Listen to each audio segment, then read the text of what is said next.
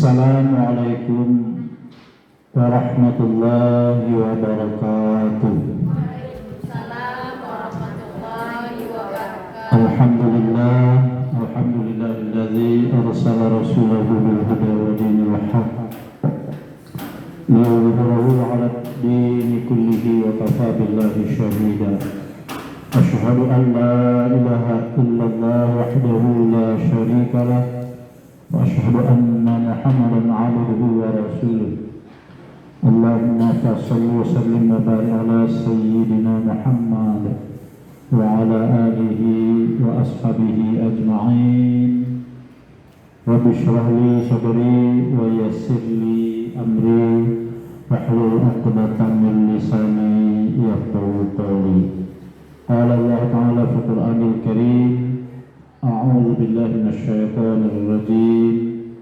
Man jaa'a bil hasanati falahu 'asyru amsalha wa man jaa'a bis sayyi'ati fala yujza illa mislaha wa hum la yuzlamun.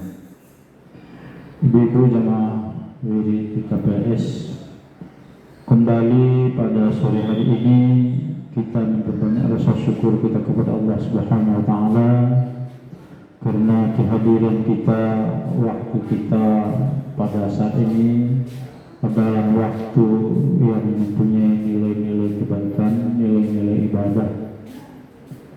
Mulai ibu berangkat dari rumah dan insya Allah nanti kembali ke rumah masing-masing, semua waktu ini dinilai oleh Allah sebagai nilai-nilai kebaikan, dicatat oleh malaikat raqib. Jadi ibu tidak sia-sia datang walaupun meninggalkan waktu istirahat, meninggalkan rumah, karena Allah lah yang nanti yang akan balas, diganti waktu ini dengan kebaikan-kebaikan yang merupakan bahagian bekal kita nanti di alam barzakh. Justru itu Allah di dalam ayatnya berpesan kepada kita semua, al-malu wal banun zinatul hayatid dunya wal baqiyatus sholihatu khairun inda rabbik. Harta dan anak hanya sekedar perhiasan dunia, tapi yang kekal, yang nanti ikut bersama kita adalah kebaikan. Amal baik yang kita buat hari ini itu akan kekal kemanapun kita pergi, bahkan nanti ketika kita berada pada satu alam yang disebut alam barzakh. Teman kita adalah amal baik ataupun amal buruk yang kita buat di atas dunia ini. Ibu-ibu yang berbahagia, pada kesempatan ini kita akan mencoba ada 8 permintaan kita di dalam sholat. Minimal 17 kali paling sedikit kita meminta kepada Allah di dalam sholat, merupakan bahagian dari kebutuhan-kebutuhan kita pada saat duduk di antara dua sujud. Jadi judulnya 8 permintaan di dalam sholat. Ibu-ibu yang berbahagia, sebagaimana doa kita pada saat duduk di antara dua sujud, Rabbil firli warhamni wajburni warfa'ni warzuqni wahdini wa'afini wa'fu anni. Jadi kalau kita hitung 8. Yang pertama, Rabbil firli, ya Allah ampuni aku. Ya, tadi zuhur kita Rabbil firli, nanti kita sholat asar kalau masih hidup Rabbil firli, nanti masih maghrib Rabbil firli. Apa makna mafhum mukhalafah doa ini? Kita ngaku kepada Allah, hanya waktu 2-3 jam kita sudah banyak dosa dan kesalahan kita, sehingga kita mohon kepada Rabb kita, kiranya dosa dan kesalahan kita diampuni oleh Allah Subhanahu wa ta'ala. Maka justru itu ibu-ibu yang berbahagia, ada 2 doa yang hampir sama di dalam 8 permintaan ini. Cuma karena ini bahasa Arab mungkin hampir-hampir sama aja kita. Pertama, ilfirli, Yang kedua yang hampir sama itu wa'fu anni. Apanya beda Ustaz? Rabbighfirli dengan wa'fu anni. Kalau artinya kita bisa Rabbighfirli, ampuni aku, wa'fu anni, maafkan aku. Tujuannya kan sama ya Bu. Ampun dengan maafkan sama ya. Artinya kita minta dihapuskan kesalahan kita. Kalau saya minta bilang sama ibu maafkan aku, apa maknanya? Kalau aku ada salah, ibu maafkan berarti terhapus kesalahan itu. Tidak dibalas dengan suatu kesalahan yang berikutnya. Ada dua yang hampir sama. Lalu apa bedanya? Kalau sama untuk apa dua kali? Ternyata ada ibu-ibu berdanya Rabbighfirli dengan wa'fu anni. Ya, tadi arti Rabbighfirli ampuni dosa, wa'fu anni ampuni kesalahan atau maafkan kesalahanku. Ternyata Rabbighfirli bukan hanya sekedar diampuni atau dimaafkan oleh Allah, tapi ditutupi kesalahan kita. Beda, apa bedanya Ustadz diampuni dengan Rabbighfirli dengan wa'fu anni? Kalau ighfirli bukan sekedar dimaafkan oleh Allah, tapi ditutup, tak dikasih tahunya. Nanti di akhirat kesalahan itu tak ditengokkan sama orang lain, karena sudah ighfirli. Apa bedanya Bu? Tapi kalau wa'fu anni, kesalahan kita ditampakkan tapi dimaafkannya. Contoh ya, ibu-ibu sendalnya bagus-bagus contohnya Bu. Nanti bawa balik wirid ini saya ambil sendal ibu satu yang cantik, yang harga 350.000. Ibu tahu Ustaz ambilnya sendal aku. Tapi berlaku maafkanlah Ustaz tuh. Artinya apa? Ada enggak dosa aku yang ambil sendal ibu? Enggak ada, kan udah ibu maafkan kan? Tapi satu jamaah KPS ini tahu, ibu kasih tahu Ustaz tuh kemarin wirid diambilnya sendal aku, tapi udah aku maafkan dah. Tapi satu wirid ini tahu, artinya bukan ditutupi, cuma sekedar dimaafkan. Tapi kalau Rabbighfirli bukan hanya dimaafkan, tapi ditutup. Nampak ibu diam aja. Tak ada yang tahu satu majelis ini. Sehingga ketika aku jumpa dengan ibu-ibu yang lain, aku tak ada rasa malu. Kenapa ibu tak tahu yang aku ambil sendal di sini? Inilah beda Rabbighfirli dengan wa'fu anni. Rabbighfirli bukan sekedar dimaafkan, tapi ditutup oleh Allah kesalahan kita. Tidak dipertontonkan sehingga kita masih punya harga diri. Tapi kalau wa'fu anni memang dosa tak ada, tapi sudah diceritakan. Alah, kemarin waktu wirid di KPS gedung itu sendal aku baru beli 350.000 diambil sama Ustaz tuh.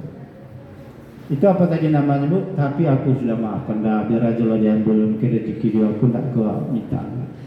Tapi dosa kan tak ada, tapi sudah ketahuan ya Bu. Ibu-ibu yang berbahagia, ternyata ada dua beda sikap Allah terhadap kita hambanya. Pertama, ketika membuat kebaikan, apa kata Allah sebagaimana ayat yang kita bacakan tadi, man jaa'a bil hasanati falahu asyru amsalihha. Kalau seseorang itu mendatangkan berbuat satu kebaikan, kata Allah, aku balas 10. Satunya cieknya kalian buat baik kepada siapapun, aku yang balas 10. Tapi waman jaa'a bis sayyi'ati, kalau engkau membuat satu kesalahan, satu kejahatan, satu kejelekan, fala yujza illa mislaha, maka aku balas dengan satu kali, tidak aku balas pula dengan 10 kejahatan. Fahum la yuzlamun, dan mereka tidaklah orang-orang yang teraniaya. Maka justru itu ibu-ibu yang berbahagia, ada beda berbuat baik dengan berbuat jahat. Apa kata Rasulullah di dalam salah satu hadisnya? Kalau berbuat baik itu sudah terniatnya, sudah mulai dituliskan pahala, belum dilaksanakan. Tapi kalau berbuat baik, bahkan berbuat kejahatan kita, itu belum dicatat oleh malaikat raqib atau atid. Ditunggu dulu 8 jam. Ada dalam salah satu riwayat dijelaskan seseorang berbuat jahat, maka para malaikat tidak langsung mencatat suatu kejahatan itu, ditunggu sampai 8 jam.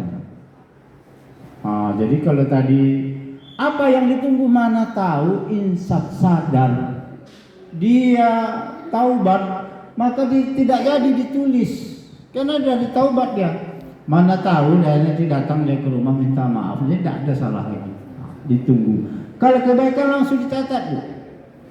Inilah beda ketika kita berbuat baik dibalas dengan 10 kebaikan, tetapi ketika berbuat satu kesalahan maka ditunggu. Maka justru itu kata Rasulullah di dalam hadisnya, atbi'is sayyi'ati bil hasanah tamhahuha wa khaliqin nas bi khuluqin hasan. Ini kata Rasulullah, ikutilah kejahatan itu dengan kebaikan. Atbi'is sayyi'ati bil hasanah. Apa maknanya? Ketika kita melakukan sesuatu yang menurut kita keteledoran atau sesuatu yang menimbulkan dosa, ikuti dengan kebaikan. Apa maksudnya? Cepat-cepat istighfar. Astagfirullah. Cepat kalau sama saja. Astagfirullah. Tak kecek-kecekkan puluh awak tadi. Minta maaf lah kalau tak kecekkan tadi. Jadi dengan demikian apa, ibu-ibu yang berbahagia, inilah yang dimaksud. Karenanya para malaikat berbeda cara pencatatan antara malaikat raqib atau atid. Mana tahu sadar.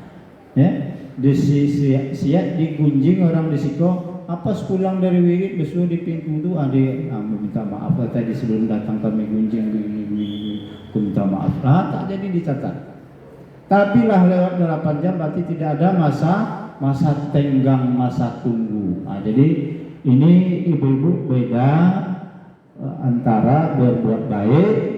Doa kita yang pertama, Rabbighfirli, ampuni aku. Artinya bukan sekedar diampuni kita, tidak ada dosa, tapi tutuplah kesalahanku. Jangan nanti di alam akhirat engkau tengokkan semua orang malu.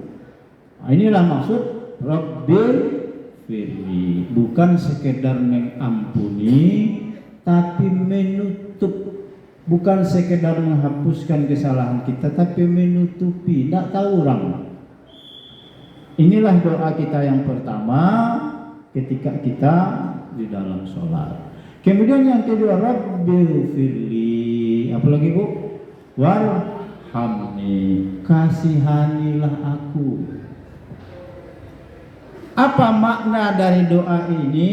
Kita minta selalu dikasihani oleh Rabb kita dengan Allah Tuhan kita, tetapi kita juga diperintahkan mengasihani makhluk-makhluk Allah. Wa ahsin kama ahsanallahu ilaik, kata Allah, berbuat baiklah sebagaimana aku berbuat baik kepadamu. Jadi kalau tahu ibu bagaimana kepedulian Allah terhadap kita, sebagaimana kepedulian kita terhadap orang lain. Kalau kita banyak berbuat baik, banyak bersedekah, banyak bantu orang, maka akan datang bantuan Allah sebagaimana kita peduli terhadap orang lain. Maka justru itu ada hadis yang dikenal di dalam salah satu ayat dijelaskan, irhamu man fil ard yarhamukum man fis sama. Kasihanilah makhluk yang di bumi, kamu akan dikasihani makhluk yang di langit. Jadi makhluk itu apa? Ciptaan Allah. Ya Bu. Jadi makhluk itu ciptaan Allah. Ini kadang-kadang kita lain Bu ya. Kalau kucing disayang-sayang, kalau anjing nampak dilempar, itu bukan ajaran Islam Bu. Kucing, anjing itu adalah makhluk ciptaan Allah, tak boleh disakiti. Jangankan itu Bu, tumbuh-tumbuhan tak boleh disakiti, dia benda hidup. Ibu punya bunga di rumah, siram, ibu sayang-sayang, itu merupakan bahagian mengasihani makhluk Allah. Kenapa? Karena dia benda hidup. Apa kata Allah di dalam Al-Quran? Sabbaha lillahi ma fis samawati wal ardh. Makhluk yang ada ini sabbaha, bertasbih. Makhluk apa yang ada di bumi dan yang ada di langit. Sabbaha lillahi ma fis samawati wal ardh. Termasuk tumbuh-tumbuhan, termasuk makhluk-makhluk yang lain yang tak bisa ngomong dengan kita, tetap bertasbih. Cuma mungkin kita tidak paham, yang intinya tidak boleh kita menyakiti. Kalau tidak perlu janganlah sembarangan kita mengambil semaunya kita. Maka justru itu di dalam salah satu riwayat dijelaskan oleh Rasulullah, seorang pelacur masuk surga hanya gara-gara mengasihani seekor anjing yang kehausan. Jadi ibu-ibu jangan kalau anjing itu lempar, kalau kucing anjing dilempar lah. Kalau tidak mau tak usah dilempar, tapi tak boleh kita sakiti. Walaupun dia anjing, apapun dia, itu adalah makhluk Allah. Maka justru itu ibu-ibu yang berbahagia, salah satu kelebihan seorang ibu dengan kami bapak-bapak ini, ada nama di dalam anasir tubuh ibu-ibu itu namanya rahim. Rahim itu artinya kasihan, mengasihani. Ada nama di rahimnya lah kami dulu bersemayam beberapa bulan sampai kita dilahirkan. Kalau laki-laki tak punya rahim dulu. Rahim itu bahasa Arab, Bu. Rahim itu apa artinya? Kasihani, kasih sayang. Nah, jadi kita disimpan di dalam rahim seorang ibu. Rahim itu adalah salah satu nama Allah yang ada di dalam bahagian dari ilmu daripada ibu-ibu. Maka justru itu ibu-ibu yang berbahagia, anak yang baru lahir, maka yang pertama yang dia peroleh adalah rahim daripada seorang ibu. Itu makanya di dalam Al-Quran yang paling pertama berfungsi itu apa? Kata Allah, apa kata Allah? Di dalam Allahu akhrajakum min butuni ummahatikum la ta'lamuna syai'a wa ja'ala 'alaikumus sam'a wal absara wal af'idah. Ada 3 yang berfungsi seorang bayi. Pertama, sam'a, pendengaran. Jadi kalau ada bayi lahir, dia sudah mulai mendengar, Bu.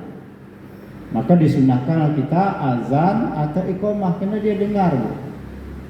Yang kedua, absar, dia sudah bisa melihat. Walaupun dia tak bisa ngomong, tapi melihat sudah bisa. Itu Al-Quran yang cerita. Yang ketiga, wal fu'ad, hati. Fu'ad itu lebih dalam dari hati. Itu makanya ibu-ibu yang berbahagia kalau dia masih bayi, cemburunya tinggi, karena hatinya berfungsi. Seorang bayi akan dia merasakan mana yang sayang, mana yang tak sayang sama dia. Ya, karena di situ yang berfungsi fu'ad. Fu'ad itu lebih dalam dari hati. Jadi ada hati, ada fu'ad. Inilah bahagian dari nafs. Ya, kalau kita kaji diri, ada qalbun, ada fu'ad. Jadi fu'ad ini yang berfungsi. Tak ada kita ini yang diperkenalkan siapa mak dan bapak kita. Tapi fu'ad kita sudah tahu. Maka bayi tidak boleh diajar 1 tambah 1 tak akan paham karena otaknya belum berfungsi, tapi hatinya berfungsi. Dicium dengan kasih sayang, digendong dengan kasih sayang. Sudah jelasnya ibu pukul tadi sebelum datang wirid ini, ibu pergi wirid masih ngikut dia. Kenapa? Karena fuadnya berfungsi. Inilah yang sayang dengan aku. Walaupun aku dipukul, dimarah, tapi fuadnya berfungsi. Inilah ibu-ibu, fuad atau kasih sayang. Inilah yang kita cerdaskan. Inilah salah satu kelemahan kita sebagai orang tua hari ini. Fuad anak-anak kita kurang berfungsi, bahkan yang lebih berfungsi adalah akal. Apa contohnya Ustaz? Ini udah banyak ibu-ibu yang ngadu, Ustaz, anak aku udah S1 nilainya tinggi, IPK 3,8 Ustaz, tapi fuadnya tidak cerdas, hatinya tidak cerdas Ustaz. Aku kerja di pasar Ustaz, jam 12 aku pulang, belum ada apa-apa di rumah, tidak ada rasa kasihan sama awak. Ini apa ini Bu? Bukan otaknya, tapi kalau ibu lawan berdebat, tidak lawan Bu, otaknya lebih pintar dari kita, tapi fuadnya tidak kita asah. Ini mengasah fuadnya Bu. Walaupun fuad pertama berfungsi, tapi kalau kita tidak asah, kita tidak latih sebagai orang tua, maka nanti inilah salah satu kecolongan kita dibanding dengan orang tua kita dulu dengan kita. Fuad kita lebih lebih daripada kita hari ini. Dari segi intelektual mungkin hari ini berhasil mendidik sampai cerdas, IQ-nya tinggi, tapi fuadnya tidak peka. Tidak peka dia. Dia apalagi laki-laki kurang peka fuadnya. Tidak diasah. Kita ibu-ibu juga tidak sering menceritakan bagaimana menata fuad ini. Ya, bagaimana memfungsikan fuad ini. Maka justru itu ibu-ibu yang berbahagia, fuad adalah salah satu untuk menata sebagaimana doa kita kepada Allah, warhamni, kasihanilah aku. Ketika kita minta dikasihani kepada Allah oleh Allah, kita mengasihani makhluknya. Nah, jadi bukan hanya mengasih makan kucing saja yang berpahala ya Bu. Kita ini kadang-kadang fanatik betul lah, kalau mau kucing sayang-sayang, kalau anjing asal nampak dilempar, itu tak boleh. Kenapa? Anjing juga makhluk Allah, apalagi manusia. Apalagi manusia. Maka justru itu ibu-ibu yang berbahagia, di zaman Nabi Musa alaihissalam pernah dia didatangi 2 orang tamu. Jadi tamu ini dari jauh, malumlah dari dulu tak ada mobil, kendaraan cuma onta, kuda yang perjalanannya lambat. Nanti kalau bisa kita makan siang di rumah Nabi Musa, ini lapar. Nah, macam dari dulu lah jalan kaki dari pagi sampai zuhur ke rumah ini. Niatlah makan siang. Sampai ke rumah Nabi Musa, ditanya sahabat Nabi Musa apa agamanya. Ternyata dia bukan orang-orang yang menyembah Allah sebagaimana Nabi Musa alaihissalam. Akhirnya Nabi Musa tak mau ngasih makan. Kalau tidak kamu mengucap 2 kalimat syahadat atau beriman kepada Allah, ya aku tak bisa memberi makan sebagaimana permintaan. Akhirnya orang ini kecewa, pulang dia. Ternyata Allah menegur Nabi Musa. Hei Musa, mana hebatan kau Musa, engkau dari aku. Itu karena marahnya lalu. Kalau ibu marah sembarang sama anak kan, hebat pula kau dari aku lagi ya. Akhirnya macam itulah. Allah juga demikian. Kenapa ya Rob? Berapa umur tamumu yang datang? 52 tahun ya Rob. 52 tahun. Menurutmu rahai Musa, mulai dia pagi 52 tahun umurnya, dia tidak akui aku sebagai Tuhannya. Tapi pas dia bangun pagi, siapa yang memberi rezekinya? Engkau ya Rabb. Coba engkau bayangkan 52 tahun ku kasih rezeki dia. Walaupun aku tidak diakuinya sebagai Tuhannya, tapi aku tetap beri rezeki. Jadi ibu jangan heran kenapa yang tak beriman itu rezekinya banyak. Begitulah kasih sayang Allah. Tak diakuinya pun aku Tuhan, aku kasih juga rezeki. Begitulah Allah punya Rahman dan Rahimnya. Tidak macam kita ya Bu. Kita tidak masuk aja ke wirid, kita sudah mulai berbeda tindakan. Kalau Allah tidak, tetap dikasih sayang. Engkau ya Rabb, bayangkan kaya Musa 52 tahun umurnya, mulai bangun dia, aku kasih rezeki sampai 52 tahun. Aku tak diakuinya Tuhannya.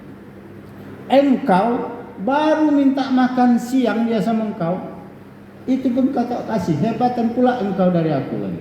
Kira-kira macam itulah. Akhirnya Nabi Musa itu kesal, jengkel atas tindakannya sendiri. Dicarinya balik tamunya tadi Bu. Dicari lama-lama baru dapat, dibajak balik ke rumah. Baru dimasak, dikasih makan.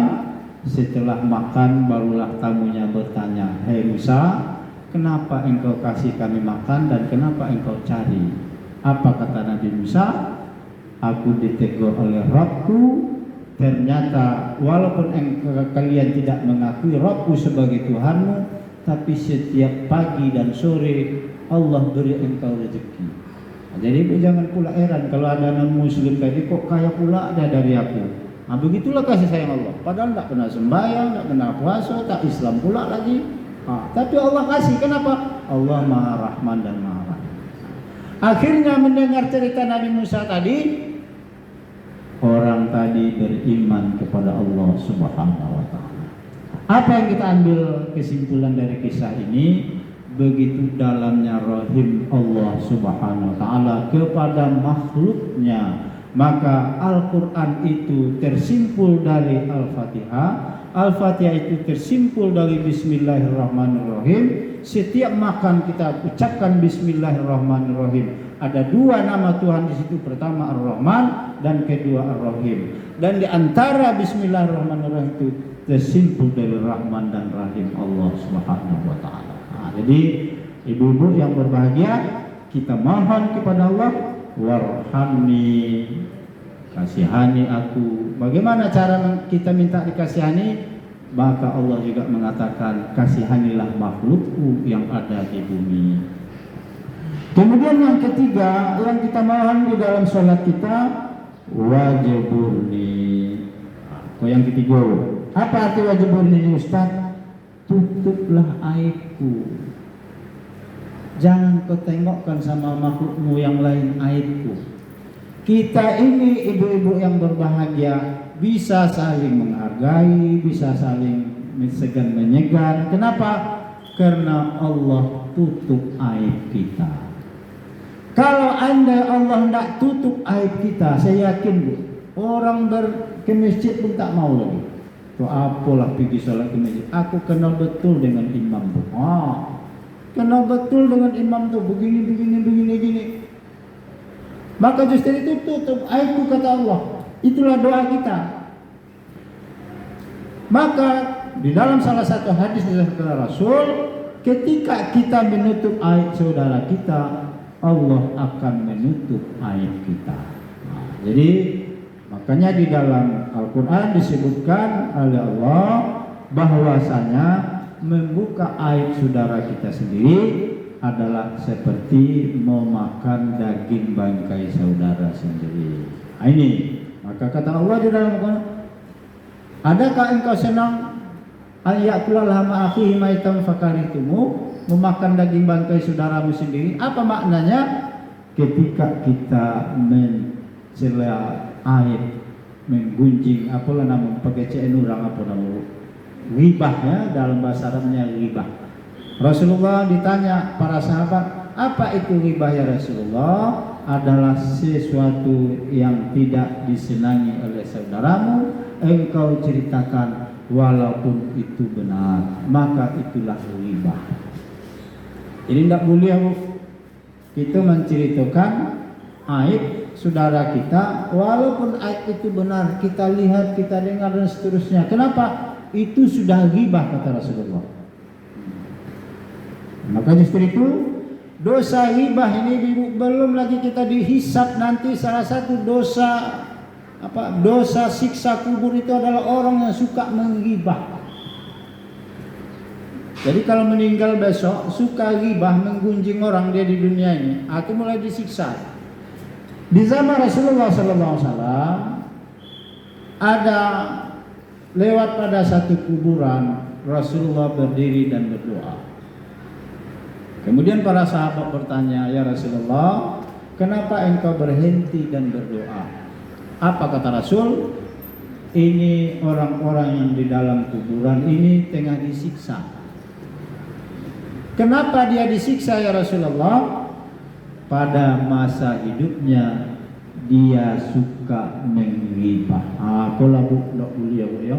Rajin ibu ke masjid, sudah 3 kali naik haji, umrohnya sudah 7 kali ke Mekah, tapi pulang dari haji, pulang dari umroh kerjanya menggibah. Dosa ghibah tidak akan terampuni dengan naik haji. Dosa ghibah tidak akan terampuni dengan puasa. Dosa ghibah tidak akan terampuni dengan istighfar. Kenapa?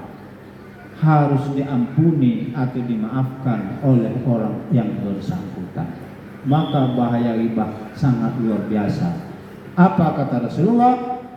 Orang-orang yang suka menghibah nanti di alam kubur, di alam barzakh, dia mendapat siksa kubur. Ada orang yang mendapat 2 siksa kubur. Pertama, maaf cakap Bu, kencingnya tidak dibasuh. Ini biasanya laki-laki nih, bapak-bapak. Di mana jumpa kencing dia tak pernah dibasuh. Yang kedua siapa? orang yang menghibah. Sehingga ketika Rasulullah SAW pergi Isra wal Mi'raj, dia melihat sekelompok manusia menggunting-gunting lidah sambil menjerit. Ditanya oleh Rasulullah, itu siapa tuh ya Rasulullah? Manhum ya Rasulullah? Siapa mereka tuh ya Rasul? Itu adalah umatmu yang suka menggunjing. Nah, jadi kalau ibu suka menggunjing, walaupun ke masjid setiap waktu, puasa Senin Kemis, setiap malam tahajud, tapi siangnya kerja menggunjing, maka menggunjing tidak terhapuskan oleh sholat yang sekian kali, tidak akan terhapuskan dengan puasa kita yang sering dan bersedekah. Nah, maka hati-hatilah tentang menghibah, karena menghibah adalah salah satu Allah membukakan aib kita. Mungkin ibu-ibu melihat ya, kalau Allah mau membukakan aib ada satu jalannya. Beberapa kejadian-kejadian yang sifatnya nasional, orang yang tak tahu jadinya tahu se-Indonesia. Dibuka di TV, tahu ditonton semua orang. Oh begitu. Kadang-kadang gara-gara anak tahu semua, bahkan masuk penjara. Gara-gara apa? Allah bukakan aibnya. Maka justru itu, bagaimana cara kita tidak dibukakan Allah aib kita? Selain kita berdoa pada saat tadi duduk di antara dua sujud, wajiburni, kita berusaha jangan sekali-kali menggibah, atau bahasa kitanya menggunjing, atau bahasa awaknya mempekecekkan orang. Mempekecek yang macam mana yang berdosa itu Ustaz? Mempekecekkan ma yakrah bima akhauka, apa yang dia tidak senang kita sampaikan di belakang dia, itulah gibah. Tapi kalau jumpanya di pasar ibu cerita, itu tak gibah namanya. Aku nampak aku Ustazku di Jalan Bintang, itu tak gibah. Tapi sesuatu yang tidak dia suka, anda di depan dia disebut suka dia walaupun benar, itu gibah namanya. Yang masalahnya bu, yang membicarakan, yang mendengar, itu sama-sama dosa. Maka di dalam agama kita Rasulullah tegas mengatakan, man kana yu'minu billahi wal yaumil akhir falyakul khaira aw liyasmut. Cuma dua pilihan. Kalau kamu benar-benarnya beriman, hendaklah berkata yang baik. Aku tidak bisa Ustaz mengecek yang ada elok loh. Apa cerewet.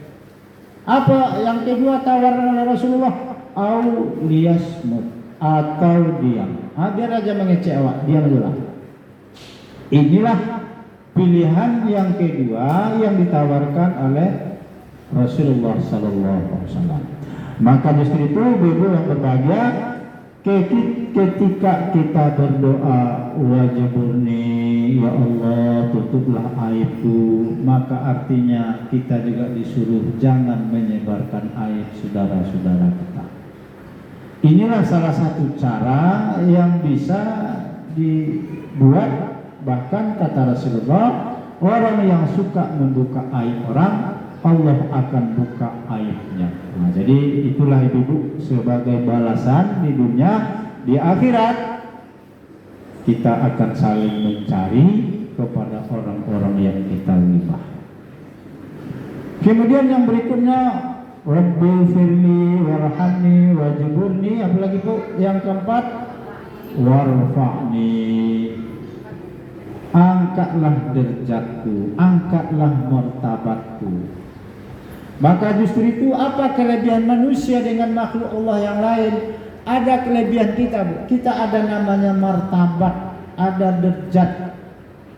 Ada dua yang dijamin oleh Allah, derajat kita dinaikkan oleh. Sebagaimana ayatnya, yarfa'illahu alladzina amanu minkum walladzina utul ilma darajat.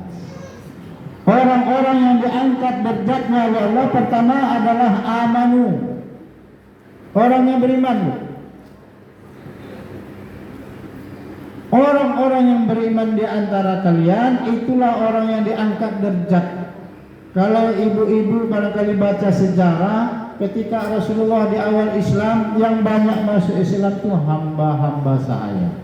Hamba sahaya itu tidak ada lagi zaman sekarang.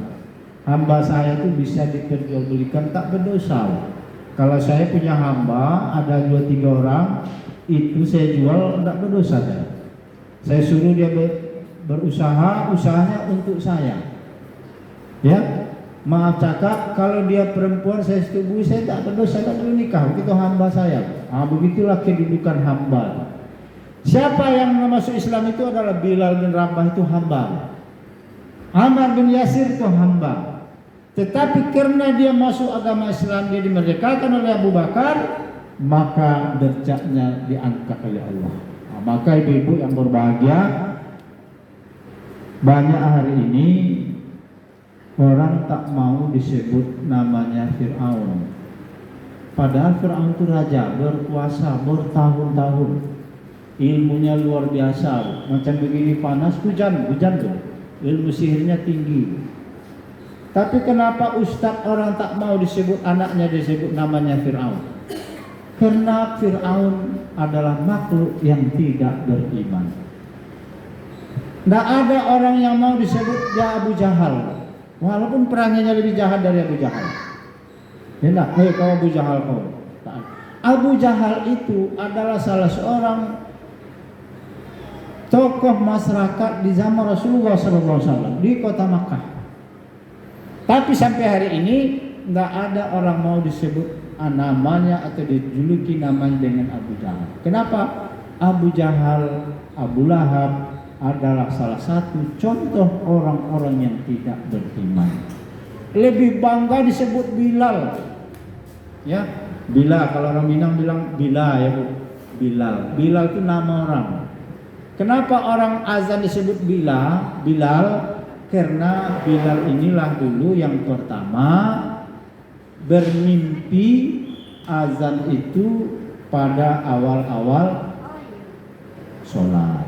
Jadi Bilal mimpi diceritakan kepada Rasul, maka Rasul itulah disyariatkan azan itu, sehingga Bilal lah menjadi tukang azan, atau disebut orang azan itu muazzin, azana yuazzin, muazzin, orang yang azan. Kenapa bangga disebut Bilal? Walaupun sebetulnya status sosialnya sebagai seorang hamba, karena dia adalah contoh orangnya beriman. Banyak nama orang hari ini, Abu Bakar, Utsman, Umar. Kenapa? Ini contoh-contoh orang beriman nih. Tak adalah saya dengar, saya sudah banyak mendengar nama Abu Jahal, Abu Lahab, Fir'aun, tak mau disebut Fir'aun, orang marah. Padahal Fir'aun itu adalah raja yang berkuasa pada zamannya. Tapi ini adalah contoh yang tidak beriman. Jadi orang yang diangkat derajatnya warfa'ni. Orang yang diangkat derajatnya ada dua syarat. Pertama dia beriman, yang kedua kata wa yarfa'illahu allazina amanu minkum wallazina utul ilma darajat. Dia harus punya ilmu. Ini itu.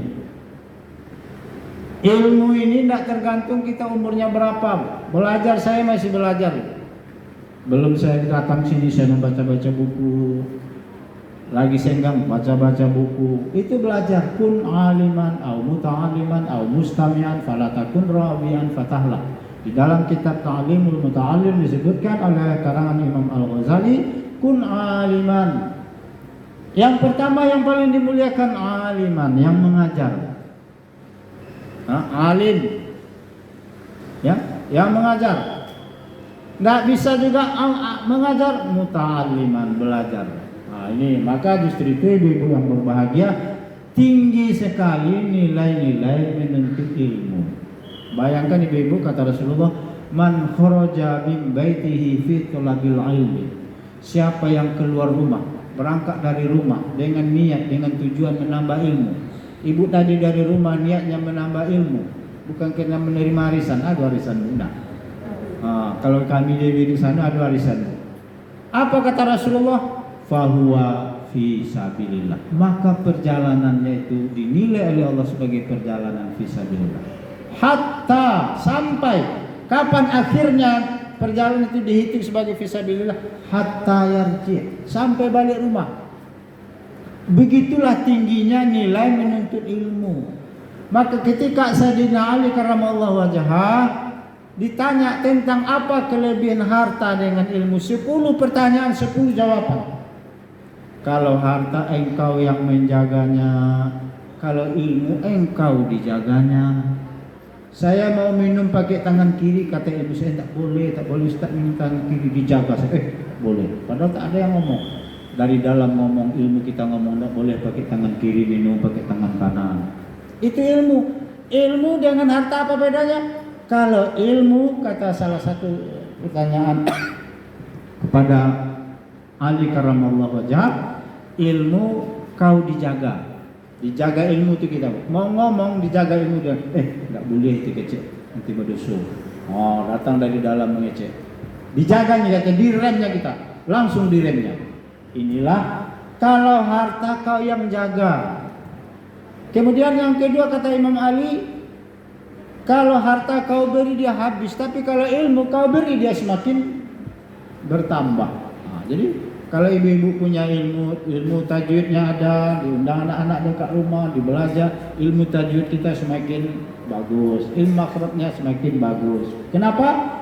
Inilah beda ilmu dengan harta. Kalau harta semakin diberi semakin habis, tapi kalau ilmu semakin diberi semakin bertambah. Itu makanya ada istilah awak lancar kaji dia dibaca yuk pasar jalan apa? Ini apa nih maksudnya nih ilmu nih Bu. Jadi justru itu ibu-ibu yang berbahagia, warfa'ni ada dua syarat. Pertama beriman, pertahankan iman. Jangan sampai tergadai imannya kita, iman generasi kita. Walaupun kita hidup susah secara ekonomi di Dumai, tapi iman jangan sampai tergadai. Saya pernah jadi RT Bu di daerah tempat saya sana. Ada yang saya jumpai 4 kepala keluarga, ternyata 2 dulu Muslim. Ketawa-ketawa diucap salam dia ke rumah. Jadi aku heran pula, namanya RT semua masuk ke rumah. Kenapa ibu ketawa? Sebenarnya Pak, dulu saya Islam ya Pak. Alamak, saya tambah sakit nanti saya di luar. Islam saya dulu. Nah nikah kami secara Islam Pak. Ditunjukkannya pula lah surat nikah itu sama kami. Astagfirullah. Ini ada 4 paling tidak Bu yang saya jumpai yang ngaku dulu dia Muslim, imannya tergadai. Di dalam hati saya secara kemanusiaan tetap kita hargai, tapi tidak ada nilainya di dalam hati saya karena dia sudah menggadaikan imannya. Kalau ada orang kampung awak di Sukabumi kayunya jalan Bintan ke Saparenya punya Bu, mulai dari jalan baru sampai ke jalan ujung apa tu Bu, inyo punya saudara, tapi nya tidak beriman, bah akhir-akhir memangnya kayu Bu di rumah tapi nya tidak masuk awak lah ya. Berasa ibu-ibu tidak ada nilai. Kenapa? Nilai yang paling tinggi itu iman. Maka kalau iman selamat, kita meninggal, insya Allah nanti kita masuk surga. Banyak dosa kita, banyak salah kita, tapi masih ada iman di dalam masuk surga. Walaupun sebelumnya di neraka. Apa dasarnya Ustaz? Di dalam salah satu hadis disebutkan, orang yang terakhir masuk surga, orangnya jelek, sampai orang surga ketawa karena keluar dari neraka, karena dia masih punya iman. Lalu dia mandi di sungai yang ada di dalam surga, baru lebih bagus dari orang yang mengetawakannya. Kenapa? Iman masih ada. Nah, jadi syarat warfa'ni ada 2. Pertama iman, pelihara iman kita. Karena hari ini di Dumai ini atau di mana-mana tempat ibu-ibu yang berbahagia, ibu-ibu tahu enggak pusat Katolik di Sumatera, Bu? Di Sumbar, Bu. Sumbar, Bu ya, bukan di Sumatera Utara, Bu. Saya ini orang punya pergaulan banyak agama, Bu. Kami pusat Katolik ini di Sumatera ini di mana? Di Sumbar, Bu. Jadi walaupun ibu orang Minang, orang Sumbar, tapi pusat agama Katolik itu di Sumatera ini di Sumbar. Ini infonya soheh ya Bu, soheh. Karena yang ngasih tahu itu pendetanya Katolik. Saya ini orang FKUB. FKUB itu seluruh agama itu pendetanya ada dikumpul di sana.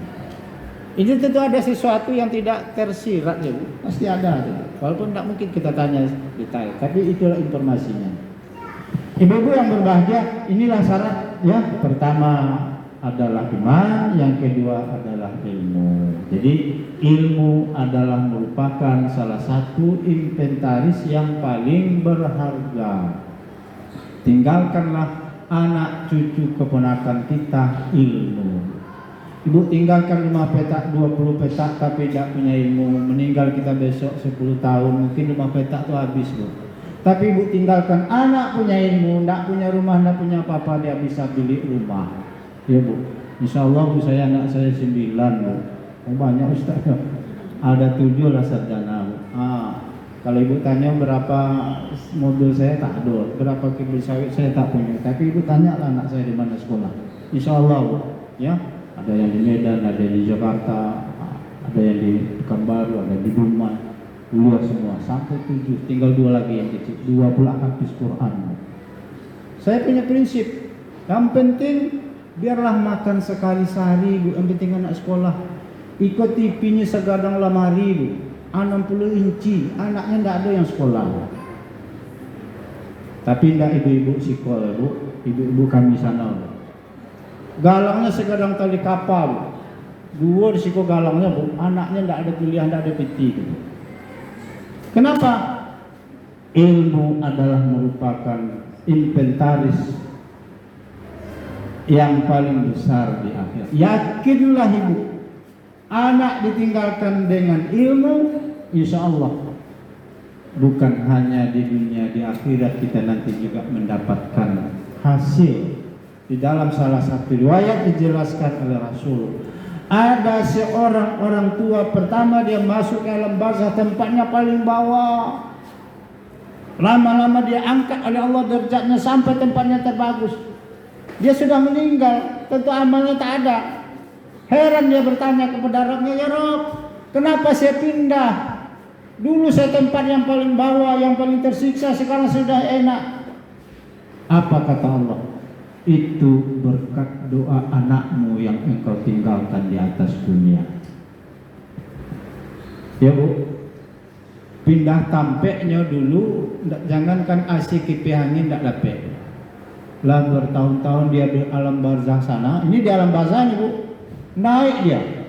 Sementara amal itu sudah habis, dia tak boleh beramal lagi karena dia berada di sana.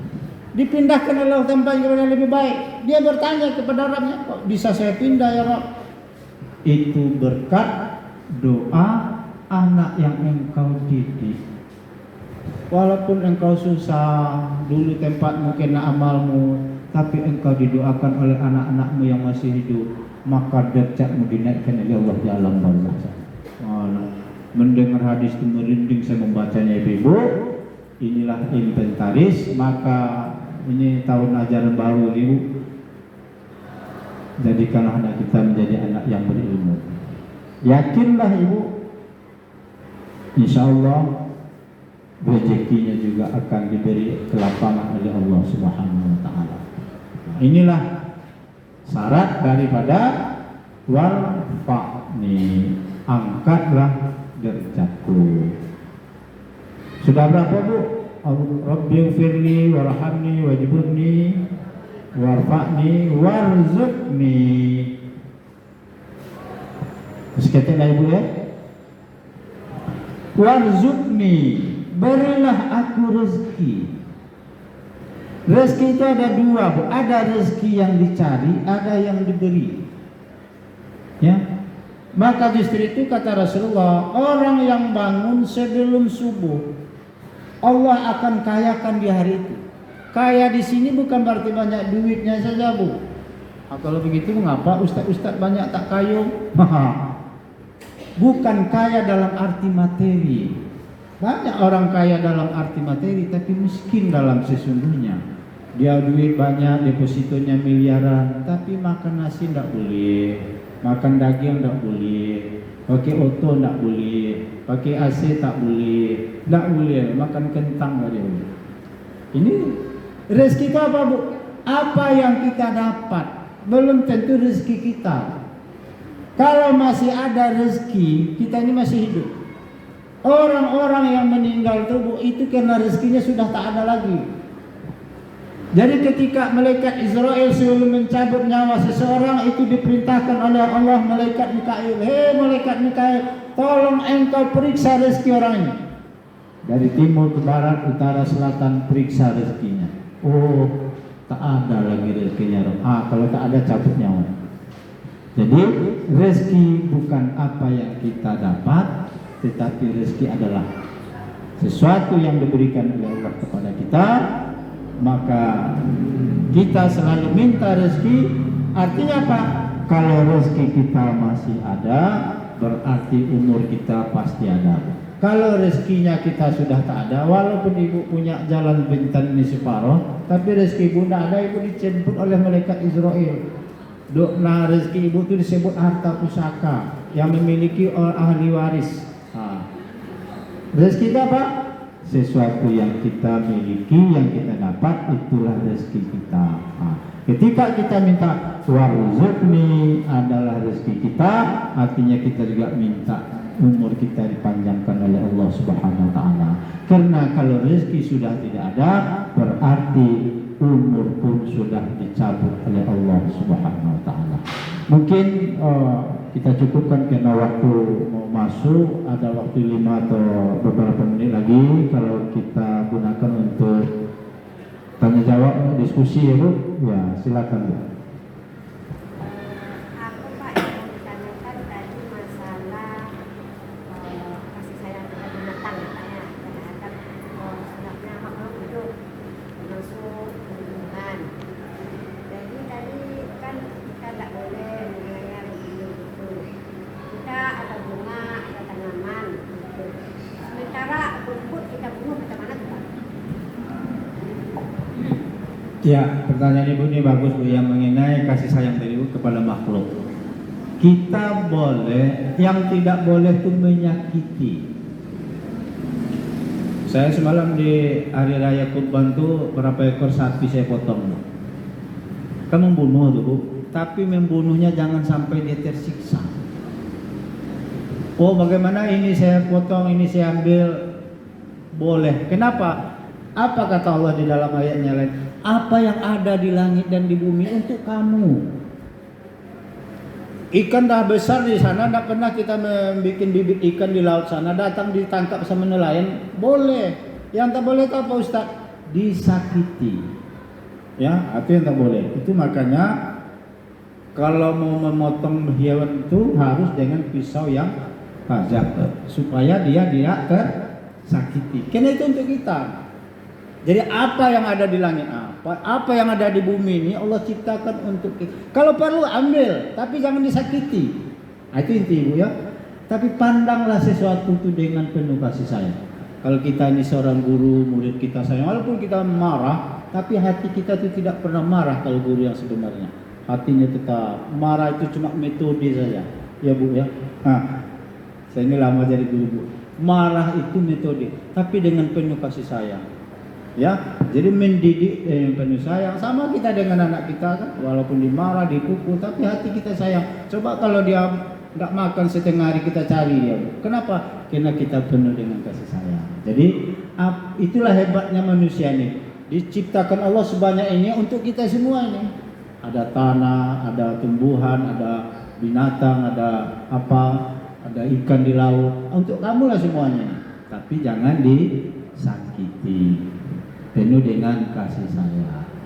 Udah Bu ya, yang tak boleh menyakiti. Termasuk tadi bunga. Perlu ibu obat bunga tuh ambil.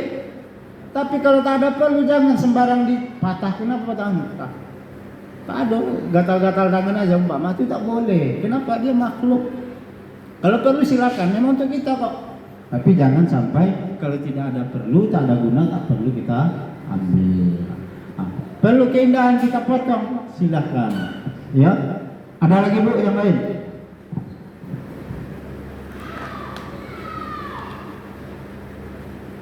Cukup Bu? Cukup Bu ya? Baiklah Ibu, kita tutup dengan doa Bu ya.